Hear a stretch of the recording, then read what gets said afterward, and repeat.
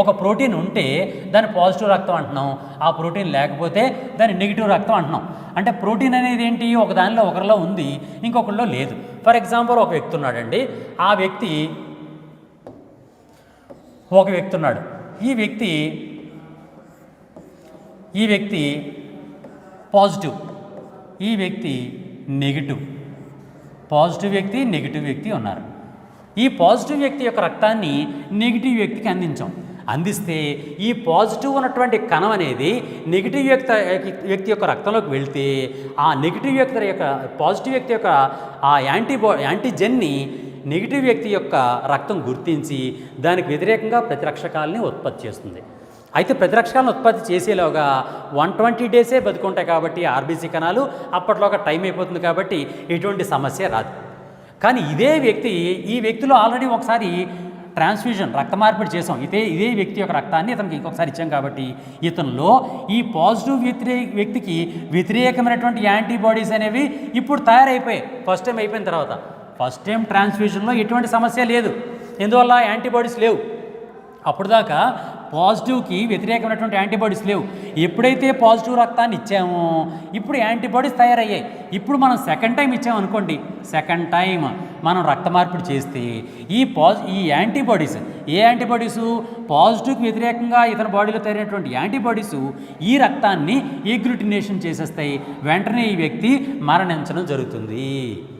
ఆ విధంగా ఏ పాజిటివ్ రక్తాన్ని ఏ నెగిటివ్ కానీ, బి పాజిటివ్ రక్తాన్ని బి నెగిటివ్ కానీ, ఏబి పాజిటివ్ రక్తాన్ని ఏబి నెగిటివ్ కానీ, ఓ పాజిటివ్ రక్తాన్ని ఓ నెగిటివ్ కానీ ఒకటోసారి ఇవ్వడానికి ఎటువంటి సమస్య లేదు, కానీ రెండోసారి ఇవ్వడం మాత్రం ప్రమాదకరము. ఇదే సూత్రం ఓ పాజిటివ్ కూడా వర్తిస్తుంది. ఓ పాజిటివ్ రక్తాన్ని ఏ వ్యక్తికి ఇవ్వచ్చా, ఏ నెగిటివ్ వ్యక్తికి, లేదంటే ఏ పాజిటివ్ వ్యక్తికి, ఏ నెగిటివ్ వ్యక్తికి ఎన్నిసార్లు ఇచ్చేయచ్చు. ఓ పాజిటివ్ రక్తాన్ని ఓ పాజిటివ్ వ్యక్తికి ఎన్నిసార్లు ఇవ్వచ్చు, కానీ ఓ నెగిటివ్ మాత్రం ఒక్కసారి ఇవ్వడం జరుగుతుంది. రెండోసారి ఇస్తే ఈ పాజిటివ్ రక్తంలో ఉన్నటువంటి ప్రోటీన్లు అనేవి ఇక్కడ తయారవుతాయి కాబట్టి ఇతను కూడా మరణించే అవకాశం ఉంటుందన్నమాట. అందువలన పాజిటివ్ రక్తాన్ని, అది ఓ పాజిటివ్ అయినప్పటికీ కూడా పాజిటివ్ రక్తాన్ని పాజిటివ్ వాళ్ళకి ఎన్నిసార్లు ఇచ్చేయచ్చు, కానీ నెగిటివ్ వాళ్ళకి మాత్రం ఒక్కసారి ఇవ్వడానికి అవుతుంది, రెండోసారి ఇవ్వడానికి అవ్వదు, అది ఓ పాజిటివ్ అయినప్పటికీ. ఓకేనా? ఈ విధంగా మనం చూసుకోవాల్సింది ఏంటంటే ఏ పాజిటివ్ రక్తాన్ని ఏ పాజిటివ్ వాడికి ఎన్నిసార్లు ఇచ్చేయచ్చు, కానీ ఏ నెగిటివ్ వాళ్ళకి మాత్రం ఒక్కసారి ఇవ్వడానికి అవుతుంది. అలాగే బి పాజిటివ్ రక్తాన్ని బి పాజిటివ్ వాళ్ళకి ఎన్నిసార్లు ఇచ్చేయచ్చు, కానీ బి నెగిటివ్ వాళ్ళకి మాత్రం ఒక్కసారి ఇవ్వడానికి అవుతుంది. ఏబి పాజిటివ్ రక్తాన్ని ఏబి పాజిటివ్కి ఎన్నిసార్లు ఇచ్చేయచ్చు, కానీ ఏబి నెగిటివ్కి మాత్రం ఒక్కసారి ఇవ్వడానికి అవుతుంది. అలాగే ఓ పాజిటివ్ రక్తాన్ని ఓ పాజిటివ్ వాళ్ళకి ఎన్నిసార్లు ఇవ్వచ్చు, కానీ ఓ నెగిటివ్ వాళ్ళకి మాత్రం ఒక్కసారి ఇవ్వడం అవుతుంది. అలాగే యూనివర్సల్ డోనార్ అంటున్నాం మనం ఎవరిని, ఈ ఓ రక్తాన్ని యూనివర్సల్ డోనార్ అంటున్నాం. ఈ ఓ రక్తంలో 2 రకాలు ఉన్నాయి, O positive and oh negative. O positive రక్తం అనేది ఏ పాజిటివ్ వ్యక్తులకి ఎన్నిసార్లు ఇచ్చేయచ్చు, కానీ ఏ నెగిటివ్ వ్యక్తులకి ఒక్కసారి మాత్రం ఇవ్వడానికి అవుతుంది. ఓ పాజిటివ్ రక్తాన్ని బి పాజిటివ్ వాళ్ళకి ఎన్నిసార్లు ఇవ్వచ్చు, కానీ బి నెగిటివ్ వాళ్ళకి మాత్రం ఒక్కసారి ఇవ్వడానికి అవుతుంది.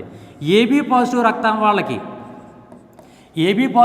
వాళ్ళకి ఓ పాజిటివ్ రక్తాన్ని ఎన్నిసార్లు ఇచ్చేయచ్చు, కానీ ఏబి నెగిటివ్ వాళ్ళకి మాత్రం ఒక్కసారి ఇవ్వడానికి అవుతుంది.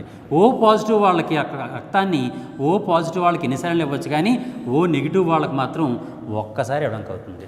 ఈ విధంగా ఓ పాజిటివ్ కూడా రెస్ట్రిక్షన్స్ ఉన్నాయి. అందువలన ఓ పాజిటివ్ని కూడా విశ్వజనీన దాత అనకూడదు, కేవలం ఓ నెగిటివ్ మాత్రమే విశ్వజనీన దాత. యూనివర్సల్ డోనార్ ఎవరంటే ఓ నెగిటివ్ మాత్రమే, ఓ పాజిటివ్ కాదు. ఓ పాజిటివ్ కూడా రెస్ట్రిక్షన్స్ ఉన్నాయి, ఒకసారి ఇవ్వడానికి అవుతుంది, రెండోసారి అవ్వదు. ఎందువల్లంటే తీసుకున్న వాళ్ళకి యాంటీబాడీస్ తయారైపోయిన తర్వాత ఆయన చనిపోతాడు. అందువల్ల ఓ పాజిటివ్ వ్యక్తి పూర్తిగా యూనివర్సల్ డోనార్ కాదు, ఓ నెగిటివ్ వ్యక్తి మాత్రమే యూనివర్సల్ డోనార్. ఈ విధంగా మనం క్వశ్చన్ ఏ విధంగా ఇచ్చినా సరే, అంటే రక్త వర్గాలకు సంబంధించి వేరు రక్త వర్గాలకు సంబంధించి రక్త మార్పిడి గురించి ఏ విధమైనటువంటి ప్రశ్నలు అడిగినా సరే మనం ఈజీగా రాయొచ్చు. ఆ విధంగా మనం రాస్తున్నప్పుడు బేసిక్ ప్రిన్సిపల్స్ ఏవైతే మనం ఇంతకుముందు చెప్పుకున్నామో, అంటే డోనార్లో సెల్స్ ఎలా ఉంటాయి, అలాగే రిసీవర్లో సెల్స్ ఎలా ఉంటాయి అన్న దాన్ని బట్టి మనం చూసుకుంటే మనం ఈజీగా చేసేయచ్చు. దాన్ని బట్టి చూడండి, ఓ నెగిటివ్ వాళ్ళకి ఓ నెగిటివ్ ఓన్లీ, ఈ విధంగా ఈ టేబులర్ ఫార్ములా కూడా మనం సొంతంగా తయారు చేసేయచ్చు. For example, gives to these groups అంటే ఓ నెగిటివ్ అందరికీ ఇచ్చేయచ్చు, కానీ receives from only O negative వాళ్ళు. అలాగే ఓ పాజిటివ్ వాళ్ళు గివ్స్ టు దీస్ గ్రూప్స్ ఎవరెవరికి ఇవ్వచ్చు, ఏబీ పాజిటివ్కి, ఏ పాజిటివ్కి, బి పాజిటివ్కి, ఓ పాజిటివ్కి ఇవ్వచ్చు, కానీ receives from O negative and O positive. అలాగే ఏ నెగిటివ్ యొక్క రక్తాన్ని గివ్స్ టు దీస్ గ్రూప్స్ ఎవరెవరికి ఇవ్వచ్చు, ఏబీ నెగిటివ్కి ఇవ్వచ్చు, ఏబీ పాజిటివ్కి ఇవ్వచ్చు, ఏ పాజిటివ్కి ఇవ్వచ్చు, ఏ నెగిటివ్కి ఇవ్వచ్చు, కానీ receives from O negative and A negative only. అలాగే ఏ పాజిటివ్ ఏబీ పాజిటివ్ వాళ్ళకి, ఏ పాజిటివ్ వాళ్ళకి కూడా ఇవ్వచ్చు, అలాగే తీసుకోవడం మాత్రం O negative O positive, A negative A positive నుంచి తీసుకునే అవకాశం ఉంటుంది.